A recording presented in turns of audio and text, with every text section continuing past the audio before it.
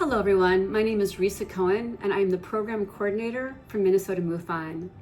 This year we had Michael Schratt not present once to our organization, but presented twice. His work was so prolific, incredible, and remarkable that I got to know a little bit more about him. Today, Michael Schratt has invited Preston Dennett on his show. Preston is a prolific author and investigator known for his eyewitness and close encounter cases. And as you know, Michael is a military aerospace historian known for his archival research and detailed reconstructions of historic cases. I've assembled a series of questions that Michael and Preston will both ask each other that tap into their strengths, their knowledge, and all of their research in this field. I hope that you enjoy the show, and if you do, please like, subscribe, and tell your friends all about it. Thank you so much for joining us.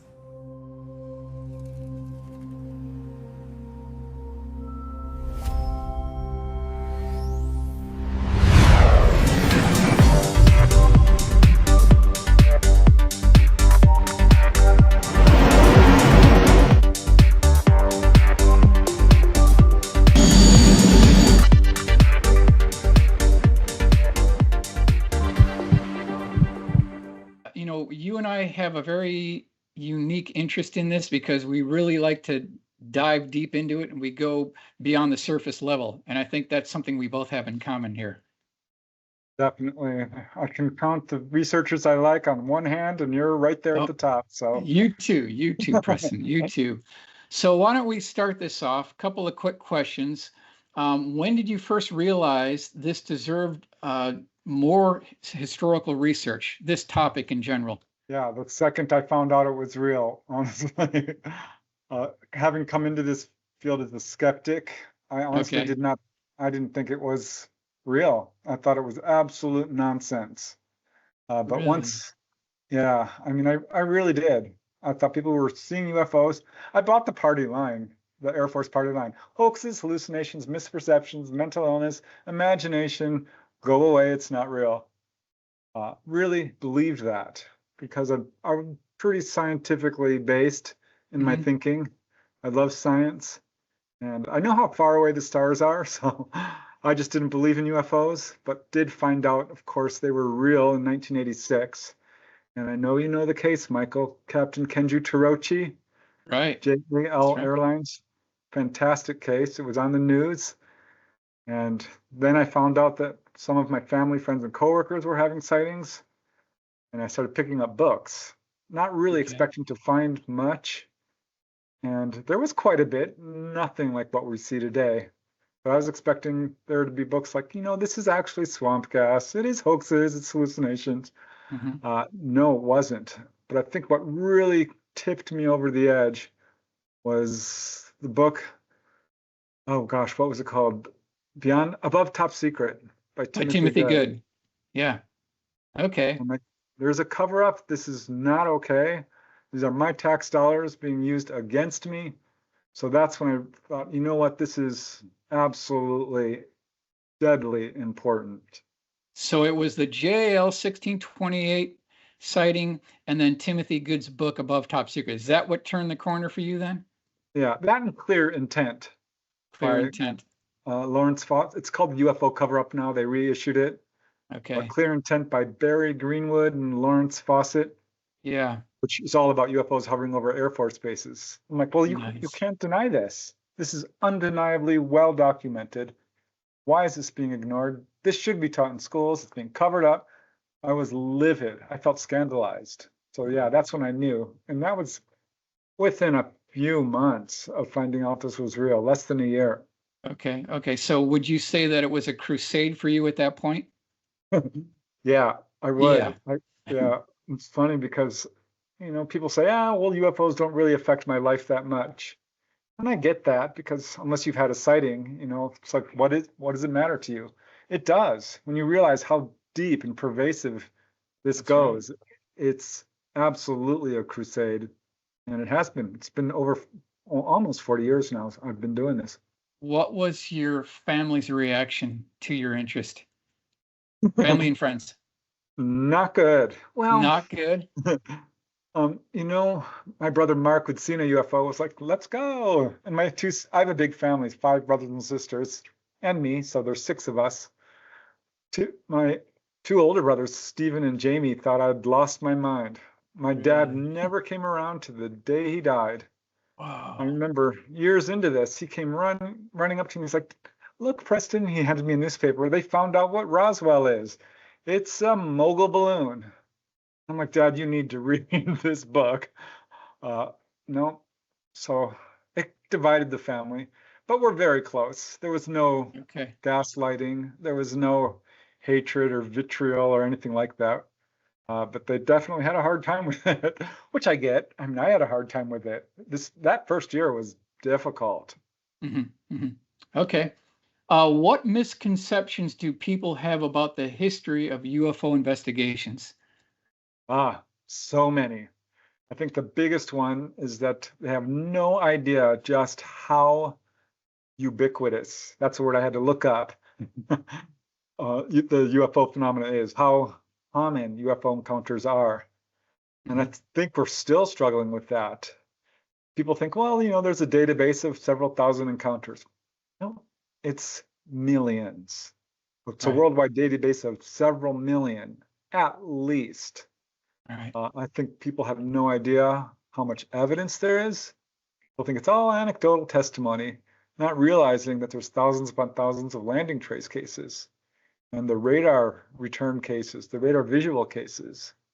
I mean, the evidence is absolutely beyond persuasive or beyond compelling. Personally, I think it's conclusive. So another misconception I think that people have is they don't realize that this goes back pretty much to That's really true. before recorded history. You know what I mean? I mean, with rock art and Egyptian hieroglyphs and, oh my gosh, medieval wood carvings. It goes way back. There's a lot of misconceptions. This is something that has always puzzled me. Why isn't this being taught in schools? Right. And this was something that actually kept me out of UFO research, because I figured if it was real, I would have known about it. Mm-hmm. And it was not treated in the media at all fairly. So if ever I was given the opportunity to teach in a college or a high school, I would absolutely do it. But I'm curious what you think about that. And, like, well, what aspect would you teach? Because there's so much to this. And like, what Right. cases are you going to present? It's a hot potato for sure. So I've got my top 10 list here, and I wrote them down so that I didn't forget anything here. But this is my top 10. It may not be everyone else's top 10, but it's my top 10. Number 1, Hudson Valley Boomerang. So 82 to 89, right up there. Socorro, New Mexico, July 24th, 1964. Cash Landrum Incident, December 29th, 1980. It's got to be right up there. Phoenix Lights, March 13th, 1997. Eddie Laxon case, Temple, Oklahoma, March 23rd, 1966. That's Father a good one. Gill. Yep, Father Gill, June 26, 1959. JAL Flight 1628, November 1986, which is your case. Glad to see that there. USS FDR, late 1958, Guantanamo Bay, Cuba. Number 9, Canadian Hospital case, January 1st, 1970. Very good case. Number 10, Mobile, Alabama, 1981, January 1st. So what I would do in a college environment is, number 1, I would review the historical UFO cases. Then I would switch over to the man-made cases, and then I would follow up with the UFO crash retrievals. That's how I would teach a college level discourse type program. That's what I would do. Well, those are all good cases. I would have to, if I were to do it, I would have to include the Betty and Barney Hill case for sure, just because I feel like that's such a watershed event. And I also think that perhaps the French UFO wave of 1954 has to go in there, because that paralyzed the country for 2-3 months. But all of those are good events. I mean, there's so many to choose from. It would be impossible for me to pick just 10, but definitely ones that make people kind of do critical thinking on, what do we have going on here? Okay. Okay. Can you talk just a little bit more about that French flap? Yeah, I love this case because it was so long ago. It was really Yeah. on the heels of the modern age of UFOs, 1947. 1954, October and November, pretty much, well, not exclusively, but those were the 2 months that were really active. They pretty much solely centered on France, with a little bit bleeding into Italy and Spain and surrounding countries. But it was about 10, 20, 30 sightings a day. Humanoid Hmm. cases daily, landings.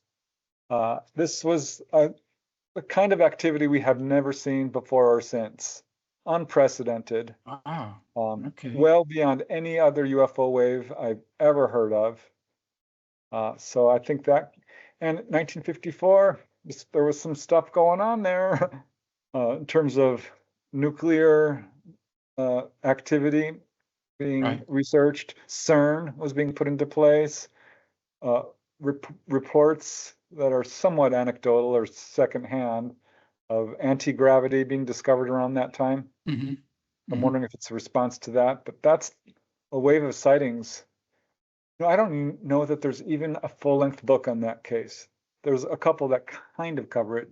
Amy Michelle's The Straight Line Mystery, which turned out to be false. It was a sort of a pattern in UFO activity that he was outlining, which turned out not to be true. But So do yeah, you think these are left over from the flap of 52?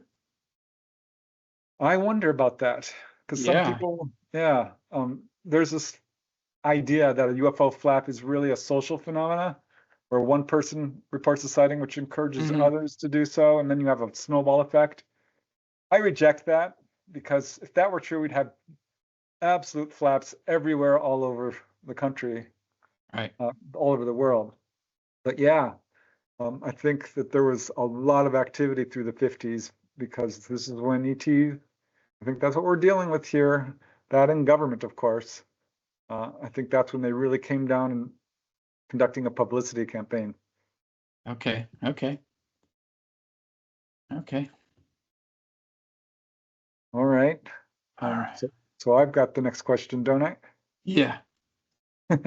All right. This one is interesting to me because I've got my opinions on this, Michael, and I'm very curious what you think, which is which case has grown stronger with time?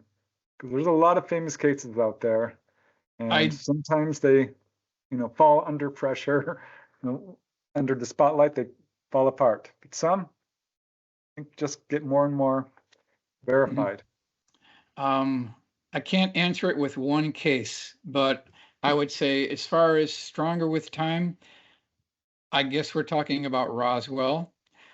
I think the Belgium Triangle case and then the Hudson Valley Boomerang case. These would be the ones that I felt have grown stronger with time for the specific reason because there's a common denominator and there's a pattern recognition flowing through Hudson Valley Boomerang and Belgium Triangle. Because in both cases, people reported pipes, tubes, cylinders, a grid metallic vent work on the bottom of these craft. And they also reported a low frequency electrical humming noise like a sewing machine or a transformer. And that was seen in both cases, separated by time and space. And they also reported these 180-degree flat turns on an axis, like on a turntable. That was reported both in Belgium, 1989, 1990, and Hudson Valley Boomerang, 1983. So I think these cases go hand in hand. And then Roswell just continues to be there. Whether it's in the background or in the forefront, it's still there. We still need more physical evidence to pin this down, but that case refuses to die. It just lives on. And I really like the work by Don Schmidt and Tom Carey. Witness to Roswell. That book cannot be ignored. That book is a very solid book. It's got testimony from 509th Bomb Group members who were there, who loaded the craft, who finished up with industrial vacuum cleaners. They're the ones who had the 18-wheeler tractor trailer lowboy truck go down Main Street. I find those witnesses credible. Percent. I've heard people call Roswell a dead horse. I'm like, no, this No, is the granddaddy of all cases. It's the that's case right. that keeps on giving. That's It's right. got 100 books on the subject. It's a case that they've tracked from it coming down to it crashing to it being picked up to guarded, shipped, studied, every aspect. But one case I would add is the February 1954 Okay. Edwards Air Force Base with Eisenhower meeting, Sure. because that one had a few leaks in the beginning and then more and then more. And everyone who looks into it, it's still adding up. We're still getting more information on that. And it's not, 'cause you would think with that sort of almost sensational story of ETs, being there, that it would fall apart, but it hasn't. It's just getting stronger. So Okay. I would include that one. Okay. Good. Which famous case gets too much attention, and which forgotten one deserves more attention? I think Eddie Laxon does 100%. I mean, here we've got a reliable witness. He's a flight instructor. He's a aircraft recognition expert. He's an electronics instructor. This is a reliable witness. He's got 5,000 hours as pilot in command. And he described this metallic looking craft that looked like an overturned bowling pin. And it had letters on it. It had a man standing next to it. And I think it's completely forgotten about. A lot of these cases, they're so old now that they're just completely gone. I think that case deserves more recognition. Now, you can make a case for Lonnie Zamora that gets too much attention. I'm not sure if it does. I think a I lot of agree. these cases need more attention. Roswell, it has been covered, but we're not there yet. We don't have the physical evidence in civilian hands. So you can make a case for a lot of these historical encounters that are forgotten, but they all need more recognition. They all do, really. Yeah, I 100% agree. And I love the research you've done on the Laxton case, Yeah. because you're right. I don't think even most researchers know what that is. No. And it's such a No. terrific case because you have the exact location. You got the Oh, yeah. drawings from the eyewitness. Exactly. It's got independent witnesses to it. There was another witness that saw it too, and he was ridiculed. He was made fun of. He was bullied. He got calls from London at 3 a.m, and he said, "I'm out of here. I'm done with this. I don't want anything to do with this." It adds more credibility to the case than detracts from it. So that's what I think about that case.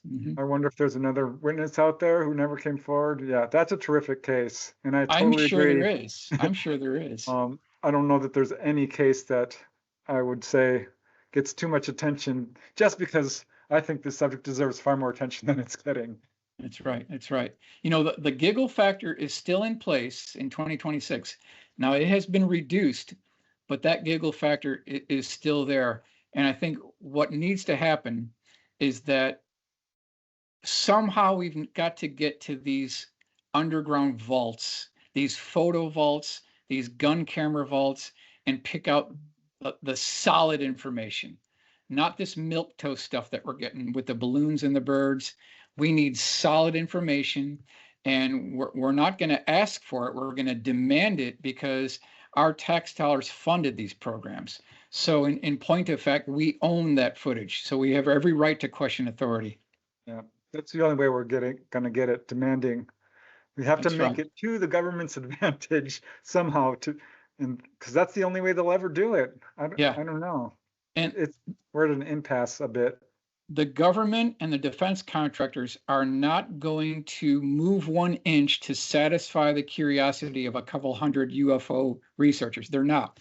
It's going to take a groundswell of the general public getting mad, taking an aim at this and taking an action at this and demanding it be declassified. That's the only way it's going to do it. It's doable. All we need to do is educate people, and that's our best tool. To just let people know this is actually happening. Yep. Okay, so let's go on to this one. I've got questions for you here. What patterns do you see in how governments respond to UFO reports over time? They've bungled this so bad from the very beginning. So I think that it's been almost stagnant in the way they've handled this. I mean, let's look at what we know. In the very beginning, we did have quite a bit of movement. where I think this was getting a lot of press coverage, and officials were responding to queries about this. Project Blue Book was formed out of course, Project Sign. But we now know Project Blue Book was a farce with the Air Force. J. Allen Hynek, who was the astronomical consultant, as we all know, finally defected and said this is not a true investigative body, spending all kinds of attention on cases that are prosaic and ignoring or attacking the witness with good cases. So I think that's the pattern we've seen for a very long time. Is there's nothing here, go away, pay no attention to the man behind the curtain, you're an idiot, shut up, to the point where they will actually threaten people. So this has been the pattern. It's been a vicious, brutal, well-funded, carefully organized cover-up. Yeah. And then, of course, there's the Condon Committee, which we know what a disaster that was. That's another incident that I think deserves more attention because it shows in black and white how nefarious the folks are behind the cover-up, where they said, you know, we need to debunk this subject. That was it. That's all we had in the public arena for the longest time. There was a shift, and with the publication of the New York Times article by Leslie Kean and Ralph Blumenthal, and then we started to get some real, honest to God, official movement on the subject, leading to, there was a congressional hearing after Project Blue Book closed. I think it was like 71, 73, thereabouts. Ford administration. Right. Yep. Which, you know, had what, 5 UFO researchers, James McDonald, I think Hynek was there, a few others, but it didn't really go anywhere, and it didn't change the public opinion. But now I think we're seeing an absolute shift in the pattern of how our governments are handling this. And I use that term governments kind of loosely, because as you know, there's a lot of hands in the, what do you want to call it, the cookie pot here. Yeah. So I think we are seeing some steps towards disclosure, but only for the reason that if they don't, they will become not relevant, not credible. So I think now you mentioned the congressional hearings, and I thought it's interesting because when you talk about the Ford administration, we could take Colonel Cohen's case today and bring it into court, and it would still hold up even today, wouldn't it, Preston? That's another case I'd probably teach. Yes, I love that that's one. right. That's right. They had ground witnesses, the pilots, that's right. Passengers in that helicopter, impeccable witnesses. Yeah, there's a bunch of cases I would march up to Congress right now and say, you have no right to say that we don't know what this is. We know. I like one of the crew members. He was interviewed not too long ago, but he said that once that event was over, that helicopter became a hangar queen. It's like it never flew again. The navigation system didn't work. The whole helicopter was a write-off at that point. And Colonel Cohen went all the way to the UN, and he could not be debunked. He went all the way to the top. I was looking into that case, by the way, Michael, and it was not a singular event. It wasn't a singular event. There was an enormous amount of activity in that area at that time. Okay. So it's not just a couple of witnesses.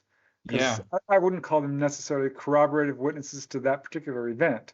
But the fact that it was so active in that area at that time over a period of weeks, I think speaks to the credibility of that case. That's great. I'm sure there's more to go on there. There's more to drill down on there for sure.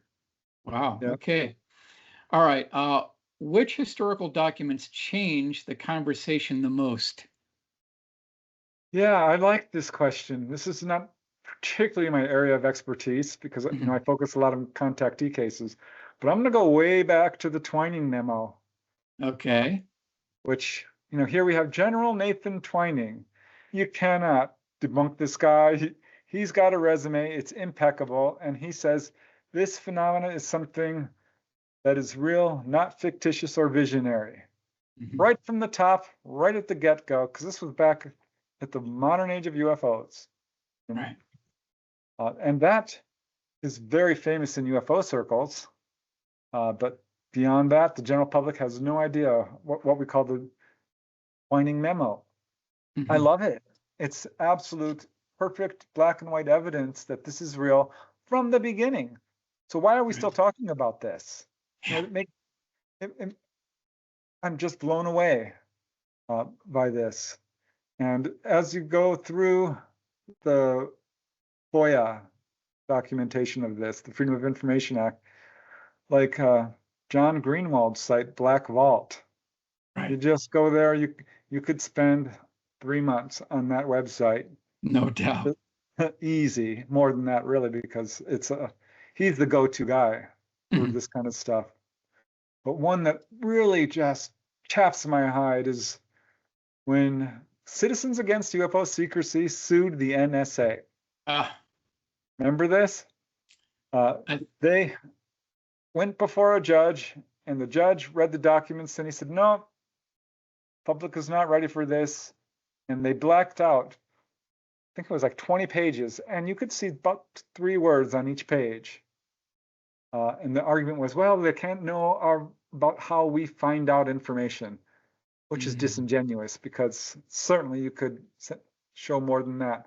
It was a lawsuit that caused Citizens Against UFO Secrecy lost. This is very well documented. God bless Timothy Good. Love that man. True hero in this field.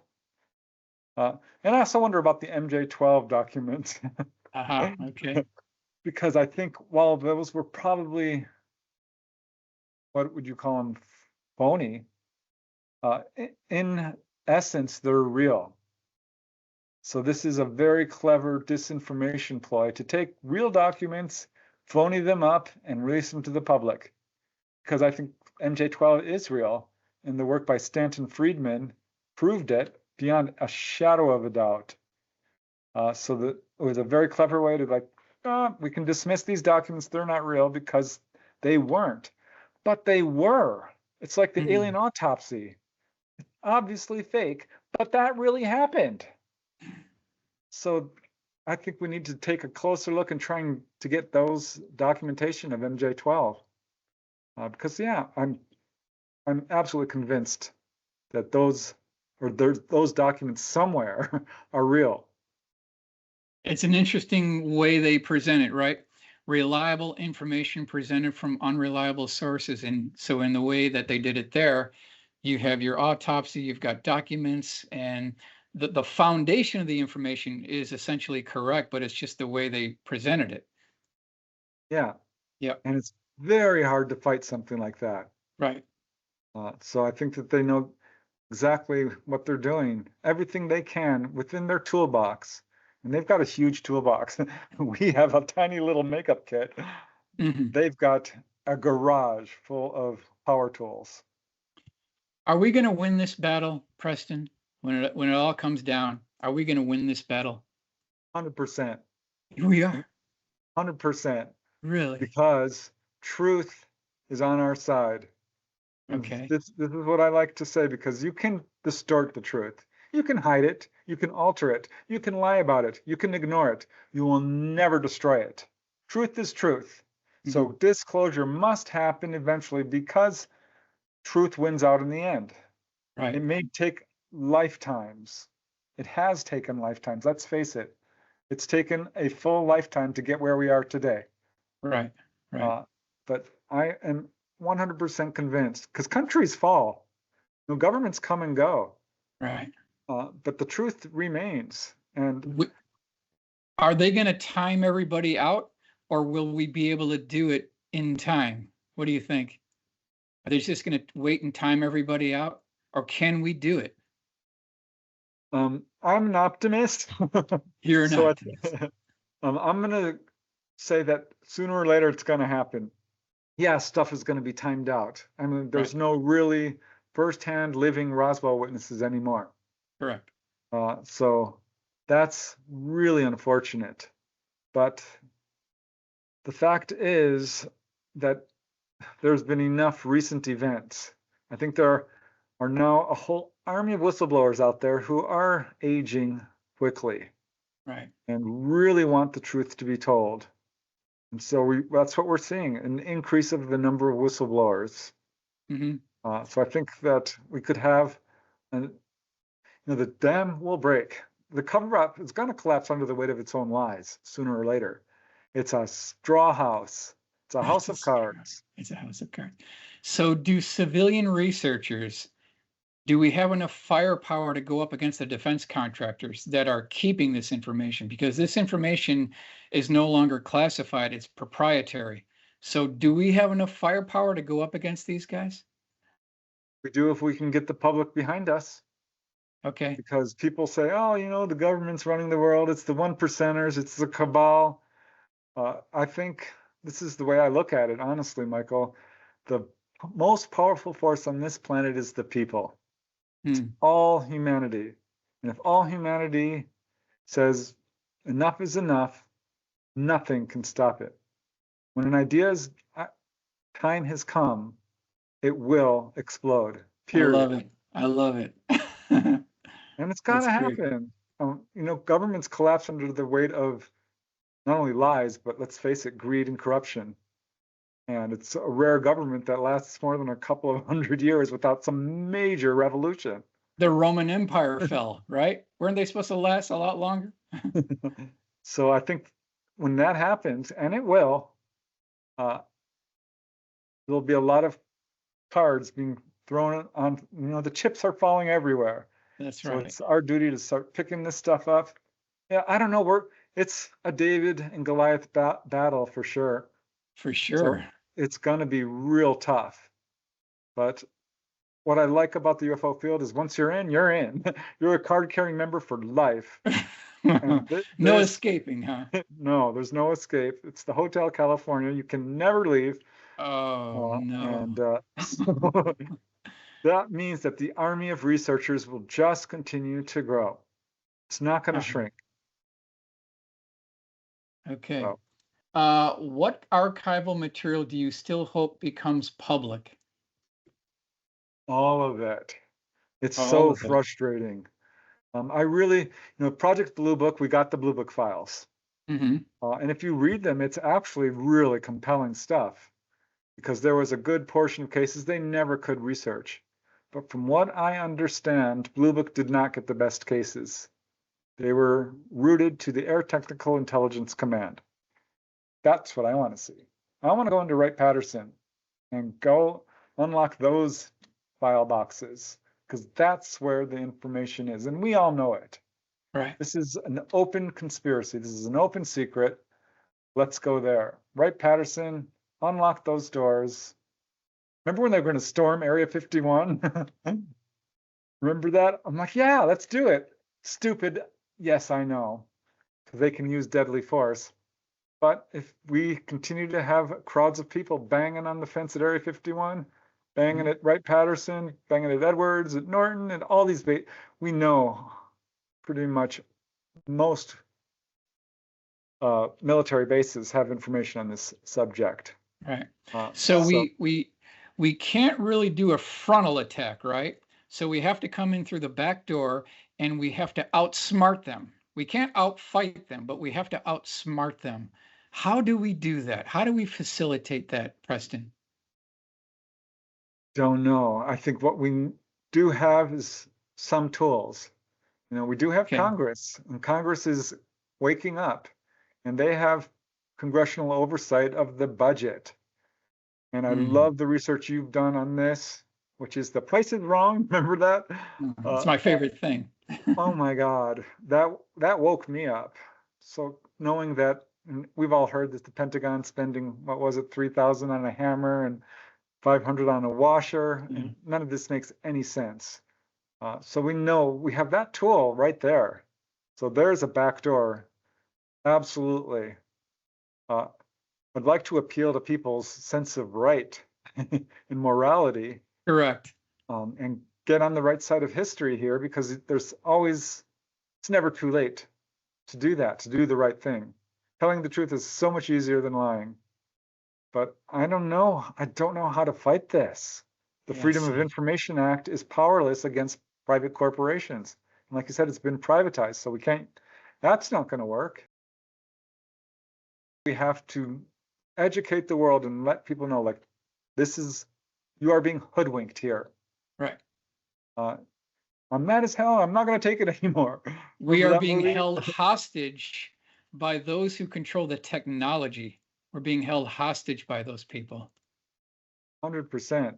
Yep. So we've got a cabal, for lack of a better word, who is acting in ways that are not for the best interest of humanity.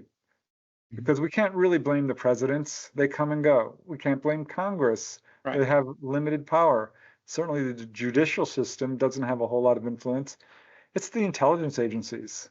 It's the highest level of the military. It's the military industrial complex, the energy industry, the insurance industry, the banking industry. These are the folks who I feel like, and I wish I had hard evidence of this. But if you research this, you start to see this winding pathway towards these large corporations, the aerospace industry. They know what's going on, and I'm not happy about it. And we need to find a way into there, because you're right. They have hoodwinked all of us. The defense contractors and the intelligence agencies, the U.S. Navy, they're deep into this, for sure. Yep, for sure. Yep, for sure. Yep. Yeah, that's why I like you mentioned the FDR case. Sure.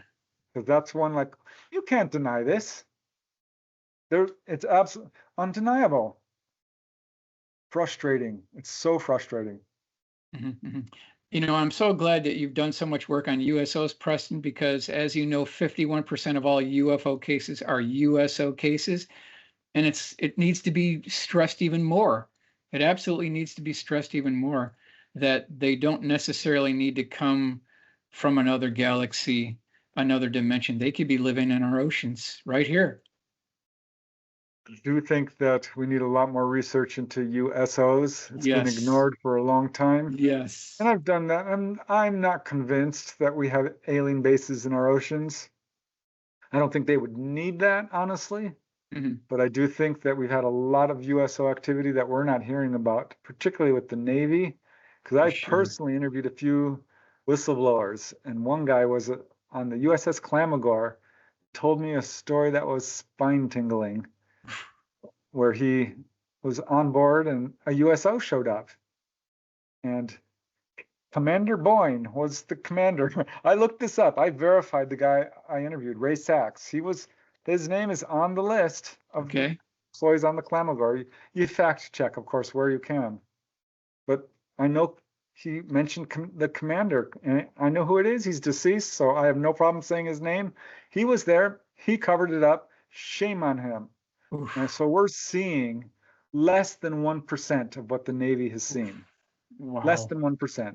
I'm going to say 0.01% of the USO activity that the military sees we have any idea of. What is your impression, Preston, of Ivan T. Sanderson's research on USOs? I'm on the fence. You're on the fence. Because I came across a case where he misrepresented it very badly, and the witness was not happy about it. Wow. But on the other hand, he was the first. He was the first to talk about USOs. True, honest to God pioneer, got the word out there. Not for him, we wouldn't be where we are today. It's true.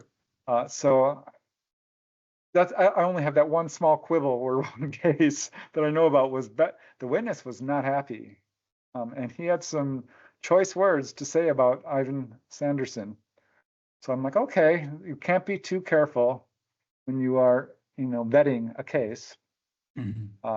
So that's why I say I'm a little bit on the fence with him. But his book, Invisible Residents, required reading.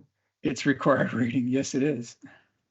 For 100%. sure. Yeah, there's 100 books that I would put in my college class, and you can pick any one of these, but that one would be in there.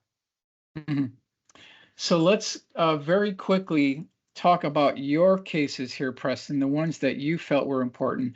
Just very briefly, U.S. Capitol overflights back in '52. Yes, and this is what's so frustrating, because here we have an enormous wave of sightings. And in July of 1952, these objects are flying over the Capitol, seen by a lot of people caught on radar. Planes are scrambled after them. It leads to the biggest press conference in history about USOs with General Samford, where they called it a temperature inversion. We now know that's a complete lie, because we got the interviews from the people who were at radar and saw the blips, interviews from the people who were in the planes that chased these things.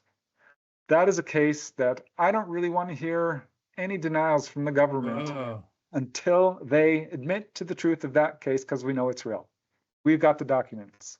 We got everything we need to know. So that case deserves to be put on a pedestal and shouted out to all humanity, because this was a clear-cut display. Like, you cannot cover us up. You cannot cover it up. People say, why don't UFOs land on the White House lawn? Well, there you go. They didn't land, but they sure came close. Oh, okay.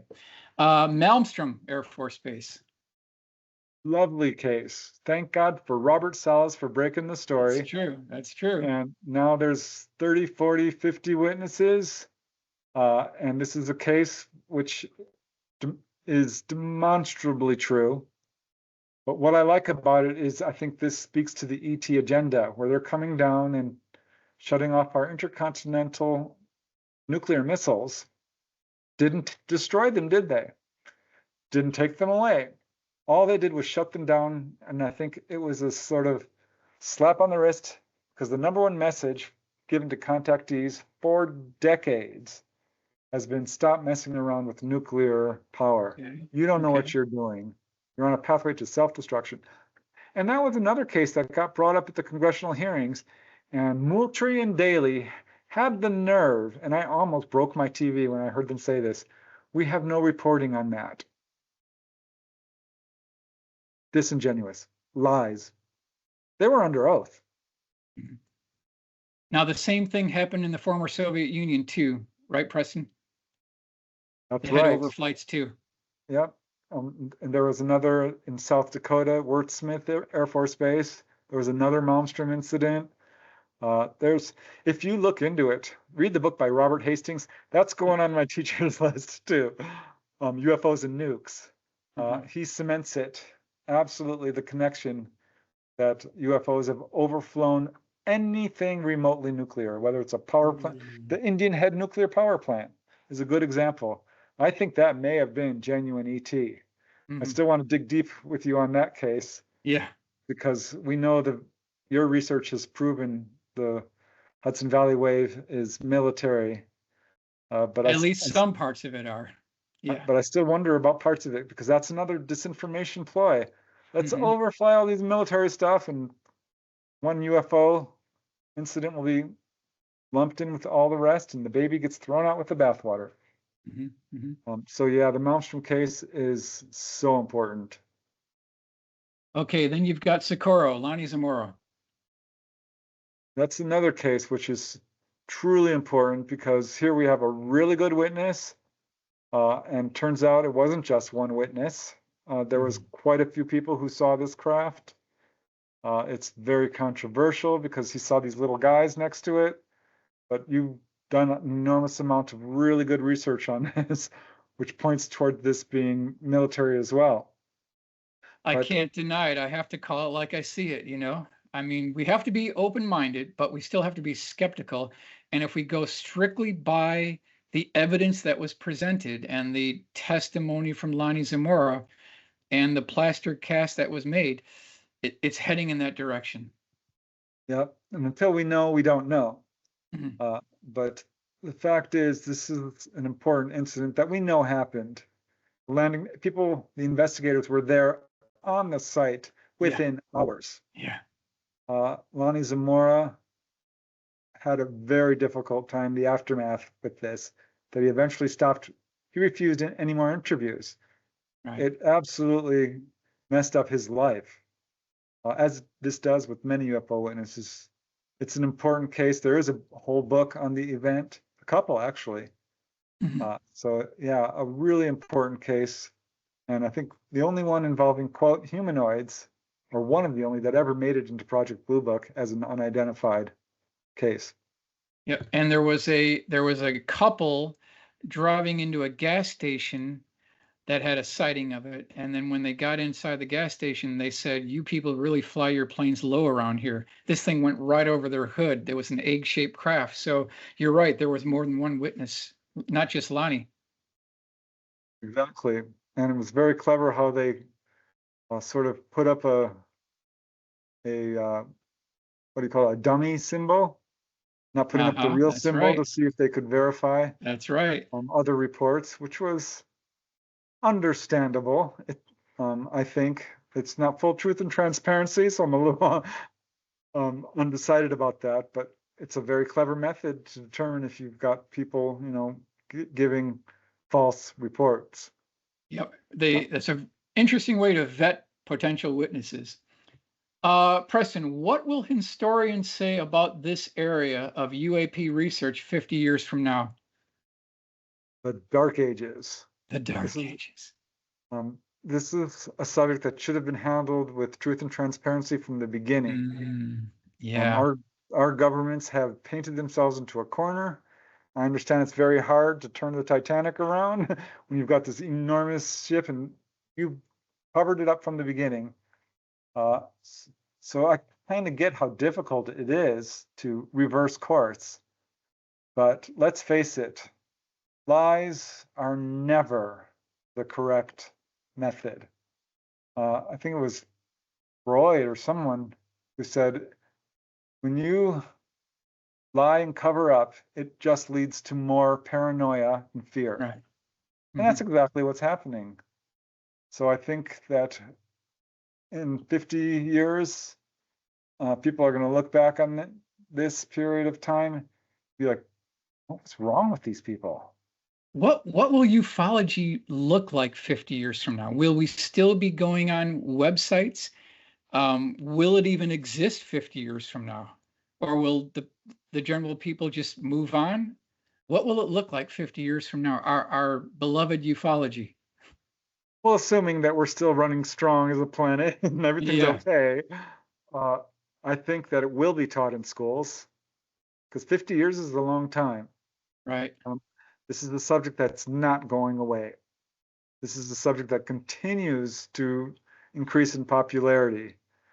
So it can only get more attention. And this is exactly what happens when we need to solve a problem. You publicize a conflict. That's what I learned in sociology. If one person is having trouble with their poisoned water, remember, what was that lady who found out the water source was so bad? The movie? The movie. Remember Erin that Brockovich? movie? Brockovich. That's exactly what I was thinking. She socialized the conflict, went from house to house, got a whole army of people there, and they said enough is enough, and busted them. So that's what we're going to see. We're going to see just more and more people coming, enough is enough. You cannot lie to us anymore. We will need to elect leaders who will make this a platform and something that's not the woo-woo factor. No more ridicule, no more giggling, no more gaslighting, no more ridiculous skepticism, no more photo or it didn't happen nonsense type of rhetoric. So I think in 50 years, this will be taught in schools. This will be in history books. Okay. And eventually, I think it might take a little longer than 50 years. I'm going to say 75. We'll see the 75. Roswell craft in a museum. And to me, that's the end game.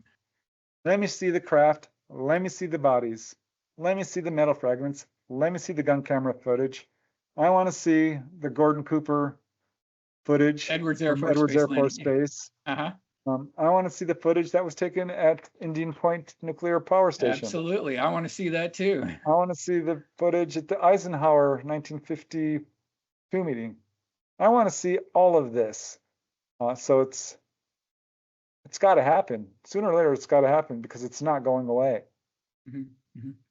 Mm-hmm. What should the next generation of researchers focus on?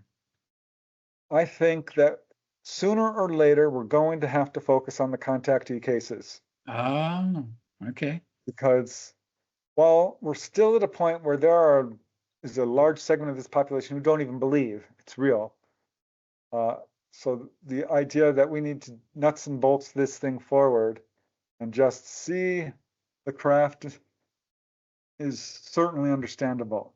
Mhm. But to me, the heart of this subject, for lack of a better word, the UFO phenomena, don't like it, let's just call it what it is, extraterrestrial contact. This is a double-sided issue because of the whole reverse engineering aspect in the cover-up. And then there's the whole fact that this is ET. We need to dive into the heart of the contactee conundrum, the visitations, the experience. That's the best word, the contactee experience, because that is where the answers are. This is an unprecedented opportunity for all humanity to advance every single field of science that we have, from biology to sociology to astronomy to metallurgy to all of it. So to ignore this would be folly. It would be the hugest mistake we could ever make. We need to start focusing on the contactee cases because they have been told enormous amounts of information. And sooner or later, we're going to have open official contact. I think we'll need to solve the war problem at some point and have peace on Earth before that happens. Preston, from your research you've done on the contactee cases, have the contactees been given any deadlines or timelines? Anything that we can put our hat on as far as a timing here? Not that I'm aware of. No. Okay. Okay. No credible case. I'll underline that because certainly people say, "Well, in 2012 this is going to happen," and of course it doesn't. But the messages given to contactees are incredibly consistent. Basically, the message is you need to stop messing around with nuclear power. You need to watch out for the greed and corruption, the war and aggression, the pollution, the destruction of the environment, because you are on a pathway towards self-destruction. So essentially, that's the main ET message, that they are real, that we are related to them, that what is preventing open official contact is us. So we have to come to a consensus on what is best for humanity, which is, of course, peace, truth, transparency, cooperation. ETs live without money, by the way. ETs don't have the crime problems and the disease problems that we have. They're by no means perfect, I don't think. But from what I understand, they're far advanced of us. There's so much we could learn from them that it would be a huge mistake. No, I don't know of any deadlines, but they say that if we don't act soon, it could be very bad for us.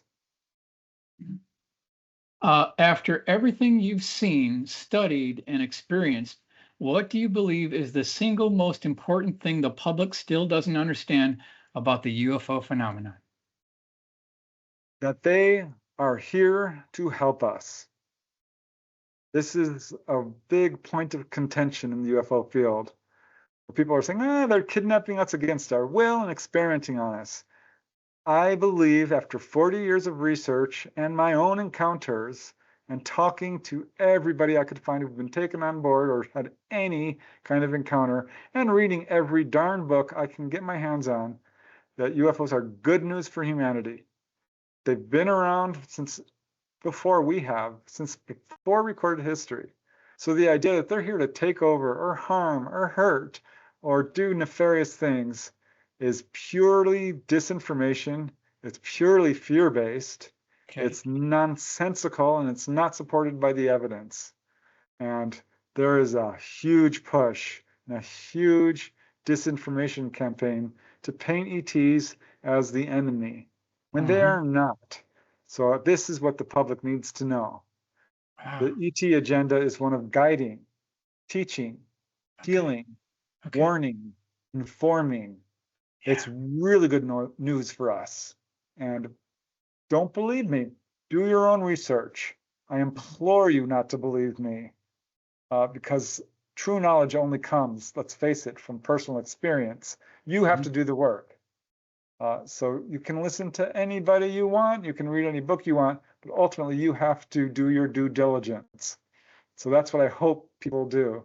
And it's a landmine out there. So it's going to be tough, but ultimately, I think that's the biggest disinformation subject connected to this right now. That ETs are our enemies. I don't buy it for 1 second, and I've spent 40 years, most of my life, I've devoted my life's work to this. So that's my assessment. And I really want people to do their due diligence, figure it out for themselves. Preston, I love it when you speak with such authority. I love it. That's great. Yeah. Well, I'm so grateful, Michael, that you gave me this platform. Of and course. You're working hard as well. Because as I said earlier, people think, this subject doesn't affect me. Well, what if you had free energy? How would you feel about that? What about healing technology, which, from what I understand, we have from the ETs, which is being covered up? This could save untold lives. It does affect you. So yes, this subject is important to everybody. And we need to take it with complete seriousness. It's not a joke. All right, Preston, thank you so much for being on my program here. I think you're so inspirational. I'm so glad to be your friend, and I care about you very much, Preston. Thank you so much. Thank you. You're welcome. Like,